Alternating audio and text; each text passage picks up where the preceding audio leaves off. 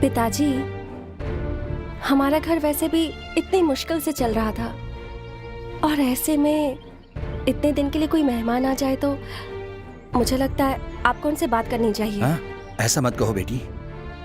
हम कितनी भी मुसीबत में क्यों ना हो, लेकिन मेहमान की खातिर करना हमारा फर्ज है।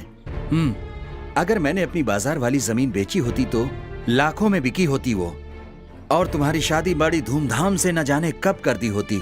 मुकदमा होने के कारण आज तक वो बिक नहीं पाई है, लेकिन मैंने तुम्हें रानी की तरह पाला है बेटा। देखो, कभी भी घर आए हुए मेहमान का दिल नहीं दुखाना चाहिए। जी समझ गई पिताजी।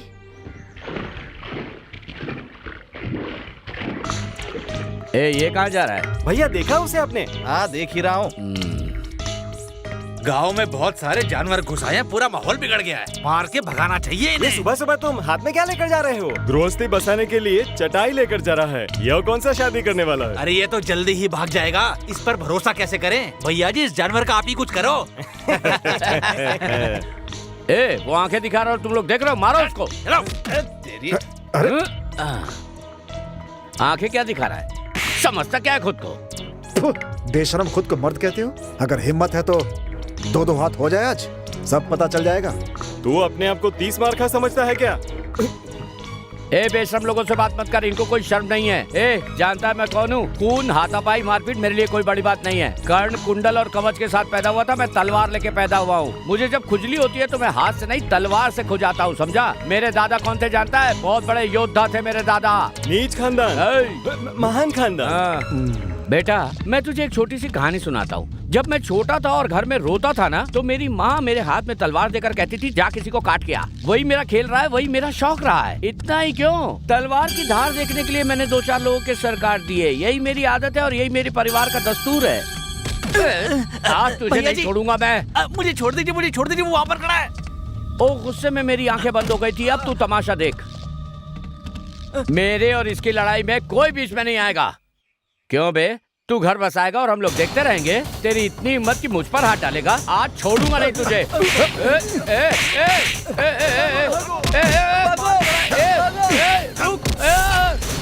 माफ कर दे। तूने मुझ पर हाथ डाला है, मैं तुझे छोड़ूंगा नहीं। कहाँ गए सब लोग?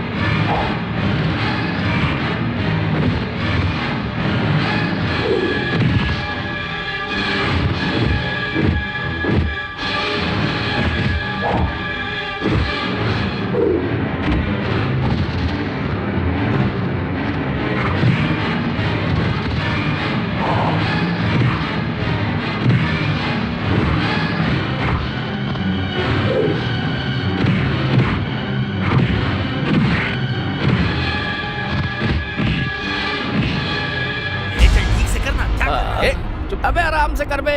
तुम लोगों ने सुना नहीं क्या? इनको सीधा करके लेटाओ ना। हाँ।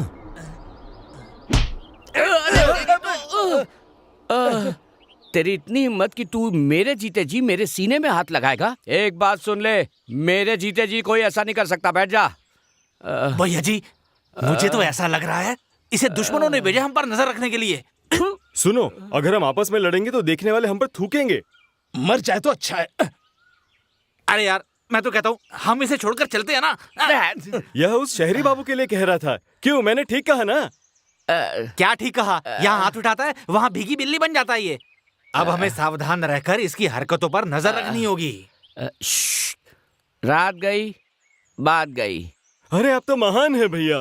महान महान बोल के भैंस की तरह मत बैठ। चल मेरे हाथ पैर दबा। अच्छा। थोड़ा ऊपर, ठीक से, आराम से दबा। पता नहीं कौन सा बहाना बनाकर वो उसके घर में रह रहा है। हम उसे बेइज्जत करके, शर्मिंदा करके, बदनाम करके इज्जत उसकी। बस कर, ऐसी कोई बात मत करना। वो मेरी होने वाली बीवी है। अच्छा, आगे से ऐसा नहीं होगा। गांव वाले विश्वास करेंगे ना? ए, ये गांव मेरा है। मैं जिसे चाहूँ यहाँ से निकाल सकता हूँ। वो कैसे रहेंगे? आपने सबको ऐसा बना दिया है कि कोई भी न्याय की बात नहीं कर सकता है। इसका मतलब है कि कर्जा देकर गांव वालों को अपना गुलाम बना दिया है। ए, ये सब बोलने की जरूरत नहीं है। मेरी महानता मुझे मालूम है। तो चुनाव के समय में हम जो दल बदलते हैं उसके बारे में क्या बोलोगे आप?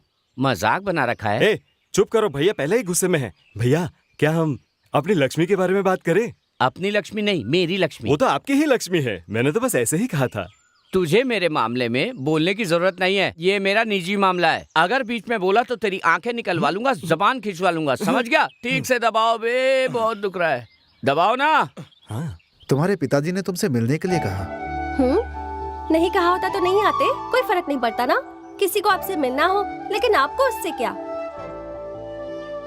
लेकिन मैं ऐसे हमेशा नहीं आ सकता। ऐसा क्या जरूरी काम है आपको? तुम शादी क्यों नहीं कर लेती? शादी तो करनी है, लेकिन जिससे करना चाहती हूँ वो पता नहीं क्या सोच रहा है। क्या हुआ? आप क्या सोच रहे हैं? अच्छा, रहने दीजिए। अब आप यहाँ पर बैठिए, मैं नहा कर आती हूँ।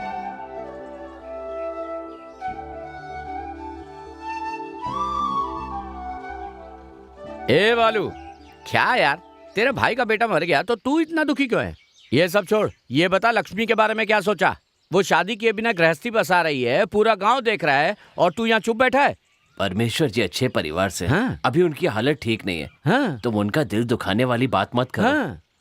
पंचायत बुलाने की जरूरत नहीं है, वो मेरे बड़े भाई जैसे। भैया, मामा, भांजा, चाचा, भतीजा अपने घर में रखो। मुझे न्याय से मतलब है। मैं कल ही पंचायत बुलाऊंगा, नहीं तो कोई इस गांव में नहीं रह पाएगा। छोटी छोटी बातों पे पंचायत बुला लेते हैं ये। कोई बीच में बोला तो जबान काट लूंगा। चुप बैठो। अब पंचायत किस लिए बुलाई है, वो भी बिना मतलब के? अब बीवी के बहस पर भी पंचायत बुलाने लगे हैं। पहले ये उसे तंग करता रहता है, अब लक्ष्मी को बेइज्जत करने के लिए इसने पंचायत भी बुला ली है। ये महापंचायत नहीं, घटिया पंचायत है। इसके साथ इसे तबाह करे बिना नहीं छोड़ेंगे। भैया, मेरे साले की मुर्गी पिछले 6 महीने से गायब है, उसे तो अभी तक ढूंढ नहीं पाए। ये क्या न्याय करेंगे? मुझे भरोसा नहीं है। अरे तू न्याय की बात कर रहा है? तू किससे पूछ के शराब के ठेके में मुर्गी रखा बे? चाटने के लिए अचार नहीं था, इससे तेरी मुर्गी खा गया होगा कोई। तेरे मुंह से बड़ा तेरा नाक है, ये बात किसी ने तुझसे कही और तू जुबान खोल रहा है? अब मुंह खोला तो मुंह तोड़ दूंगा। कोई कुछ कहने नहीं देता है। ये क्या है? पूरे गांव के सामने अपमान क्यों कर रहे हैं? ताकि बाद में उसकी बेइज्जती ना हो। क्या तुम जानते हो क्या चल रहा है? बताओगे तो पता चलेगा ना। तू जानकर क्या कर गया? मुंह बंद रख। तुम जो कर रहे हो वो बिल्कुल ठीक नहीं है, गलत बात है ये। 30% ब्याज, 40% ब्याज, ऐसा भी कोई करता है क्या? अगर तुमने अपनी हरकतें नहीं बदली तो पूरा गांव मिलकर तुम्हें जान से मार देगा। उधर जाओ वरना ठीक नहीं होगा। अरे भैया, आप इलेक्शन में खड़े रहिए और जीतिए ना। हैं? मैंने ये आवाज कहीं सुनी है। भैया यही आइए। क्यों बे? 6 महीने से ब्याज नहीं दिया और यहाँ बैठकर बड़ी बड़ी बातें कर रहा है। पैसे दे, पहले पैसे चुका। ठीक है, पंचायत में न्याय की बात करो तो मार पड़ती है, तो फिर पंचायत बुलाई क्यों? सुन लिया ना, यही हालत तुम्हारी भी होगी। जल्दी से फैसला सुनाओ। भैया, आपने जवान लड़की के घर में एक अनजान आदमी को ठहरा दिया और पिता होकर भी इसका साथ दे रहे हैं। साहूकार जी ने बड़ापन दिखाया और इनको माफ कर दिया, पर गांव की इज्जत के लिए लड़की को सजा देनी पड़ेगी ना, तभी तो बाकी लड़कियों को सबक मिलेगा। क्या कहते हो तुम लोग? बोलो। आप फैसला सुनाइए ना। सुनो, यही पंचायत के सामने उठक बैठक लगाओ।